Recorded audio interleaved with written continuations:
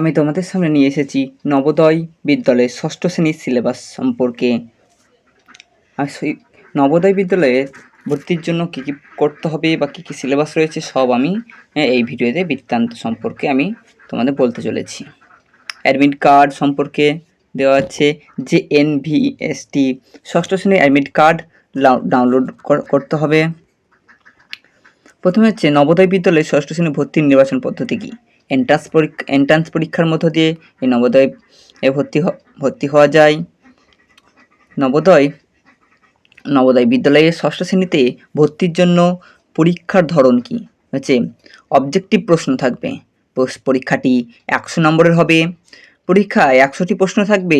মোট সময় থাকবে 2 ঘন্টা। নবোদয় বিদ্যালয়ে ষষ্ঠ শ্রেণীর প্রবেশিকা পরীক্ষার সিলেবাস কী। বিস্তারিত সিলেবাস নিচে দেওয়া আছে, আমি পরে তোমাদেরকে জানাচ্ছি। পরীক্ষার জন্য নির্বাচিত সময় 2 ঘন্টা।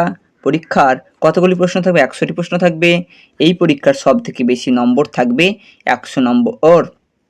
ভুল উত্তরের জন্য কি কোনো নেগেটিভ মার্কিং থাকবে না, ভুল উত্তরের জন্য কোনো নেগেটিভ মার্কিং থাকবে না।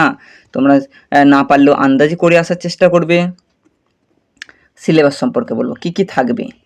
সিলেবাস হচ্ছে 3টি ভাগে। এক হচ্ছে প্রথম হচ্ছে মানসিক যোগ্যতা পরীক্ষা, 2 থাকবে পাটিগণিত সম্পর্কে, আর 3 রয়েছে ওই ভাষা জ্ঞান পরীক্ষা। আর প্রথমেই জেনে নেব মানসিক কী কী প্রশ্ন থাকবে। মানসিক যোগ্যতা পরীক্ষা সম্পর্কে মানসিক যোগ্যতা পরীক্ষার নমুনা প্রথম শ্রেণী বিভাগ পদ্ধতি থাকবে। অনুশীলন 1 ব্যাখ্যা ধারাবাহিক সিরিজ থাকবে। সাদৃশ্য পদ্ধতি থাকবে। ছবি পূর্ণ করা পদ্ধতি থাকবে।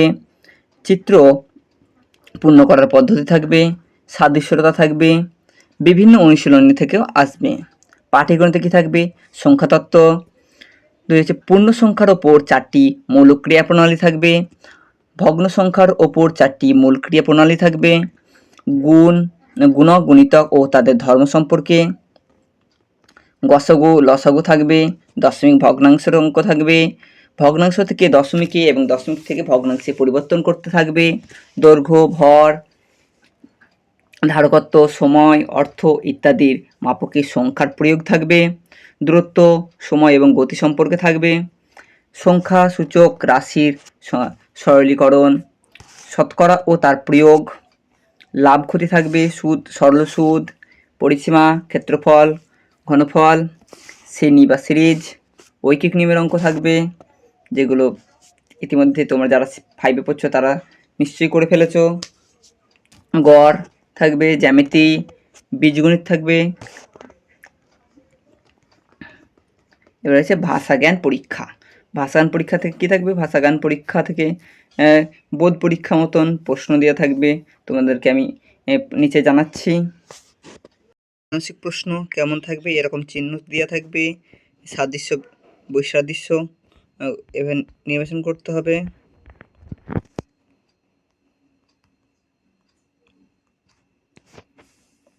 এরকম মানসিক প্রশ্ন এইরকম থাকতে হবে, খুঁজে বের করতে হবে কোনটা ঠিক কোনটা। আর হচ্ছে অঙ্ক এরকম প্রশ্ন থাকবে, আমি কিছু নমুনা দিয়ে রাখলাম। অঙ্ক পাটিগণিত বীজগণিতে থাকবে এরকম প্রশ্ন, কিছু নমুনা দিলাম আমি।